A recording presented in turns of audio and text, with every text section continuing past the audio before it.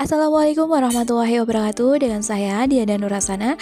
Kali ini saya akan mempresentasikan Seminar Nasional Desain Inovasi Pembelajaran Abad 21 pada mata pelajaran PKN. Pendahuluan, tantangan masalah. Sebagai seorang guru, memahami dan mendukung minat belajar peserta didik merupakan kunci untuk menciptakan lingkungan pembelajaran yang efektif dan menyenangkan. Dengan menggunakan pendekatan pembelajaran inovatif yang berpihak kepada kebutuhan peserta didik, kita dapat membangun antusiasme dan keterlibatan mereka dalam proses pembelajaran. Tantangan dalam pembelajaran PKN, rumusan masalah. Yang pertama, penyampaian materi kurang menarik. Pembelajaran yang hanya berpusat kepada guru dengan menggunakan satu media pembelajaran saja, seperti buku teks, dapat menyebabkan peserta didik merasa bosan dan kurang tertarik mengikuti pembelajaran. Yang kedua, kurangnya inovasi dalam pembelajaran.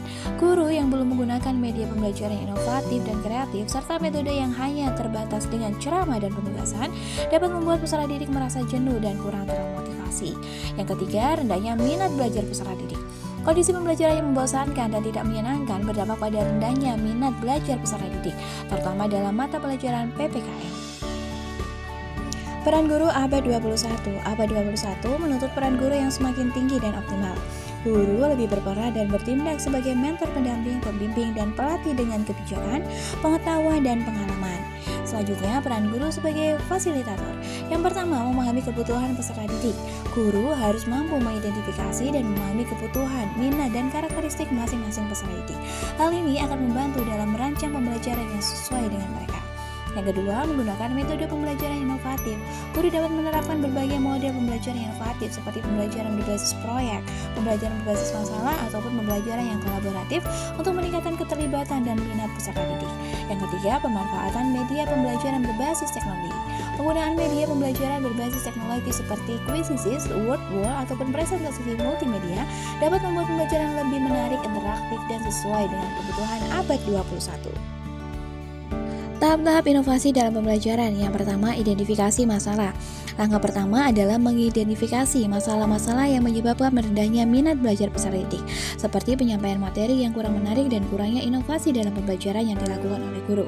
Yang kedua, desain pembelajaran yang inovatif. Berdasarkan identifikasi masalah, guru dapat merancang pembelajaran inovatif yang berpihak kepada peserta didik dengan menggunakan metode, media, dan alat peraga yang sesuai.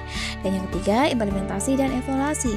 Pembelajaran inovatif yang telah dirancang kemudian diimplementasikan di kelas dan dilakukan evaluasi untuk menilai keefektifannya dalam meningkatkan minat belajar peserta didik.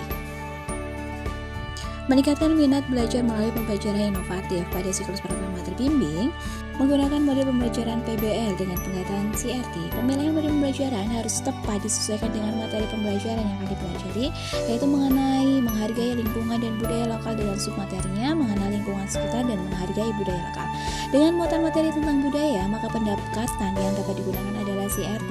Dengan tujuan pembelajaran ini adalah peserta didik mampu mengenal lingkungan sekitar dan mampu menunjukkan kebudayaan lokal yang ada di sekitar mereka.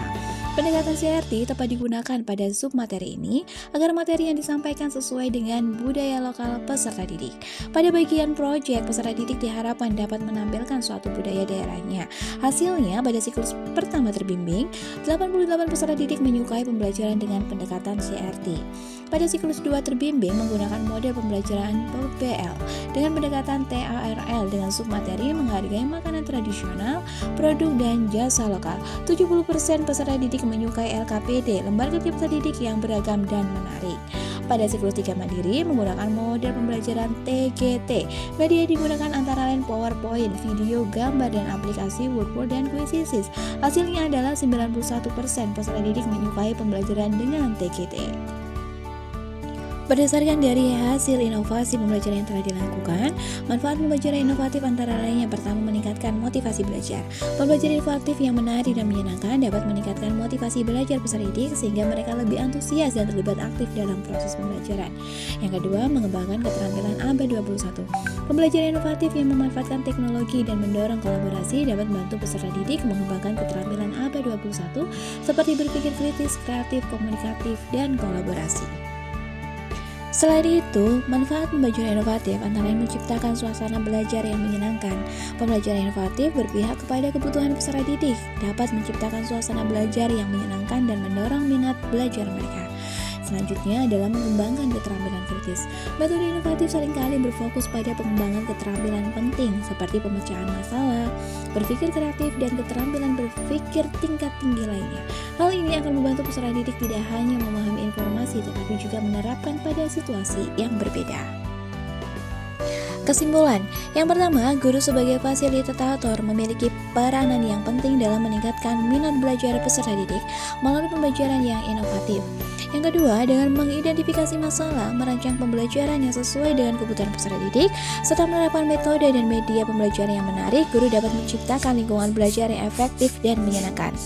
Yang ketiga, respon positif peserta didik terhadap pembelajaran inovatif yang telah ditetapkan menunjukkan bahwa upaya ini dapat meningkatkan minat belajar mereka khususnya dalam mata pelajaran pendidikan kewarganegaraan.